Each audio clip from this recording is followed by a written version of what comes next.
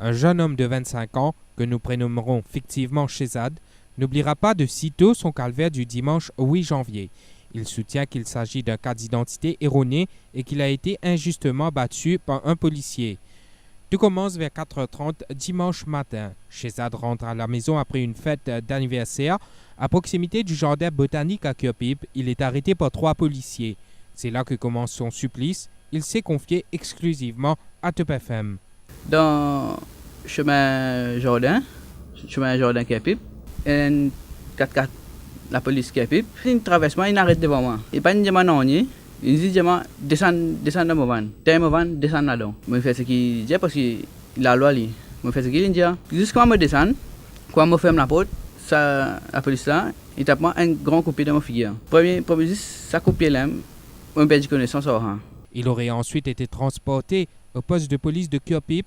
Il raconte qu'il se réveille environ 6 heures après avec des blessures. Son calvaire se poursuit.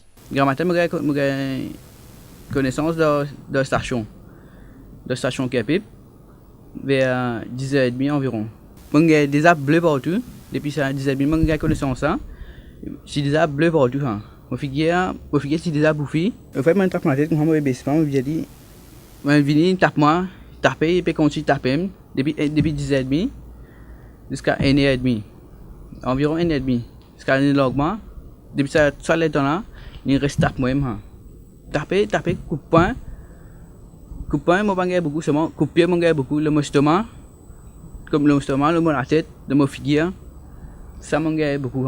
En fin de compte, Shehzad estime qu'il a été pris pour un trafiquant de drogue. Selon lui, le policier s'est rendu compte de son erreur, mais l'a menacé pour ne rien dénoncer. Le logement, NDB, je pas sorry non, je à côté de Radjimun. Ça c'est Radjimun de Bérodé pour la drogue là, de trompe du monde, mais pas moi. La ligne libération NDB, évidemment, si mal dénonce li tout, ça pour finir plus grave, on va battre 2 fois plus. Même constable là, évidemment, je vais battre lui-même 2 fois plus. C'est un battement chiquit ça. Le jeune homme avance que son téléphone portable et son portefeuille sont toujours en possession de la police. Il dit avoir peur des représailles et pour sa sécurité. Contacté au téléphone par Top FM, l'inspecteur Shiva Kuten du Police Press Office nous a informé qu'il n'y a pas de plainte officielle sur ce cas.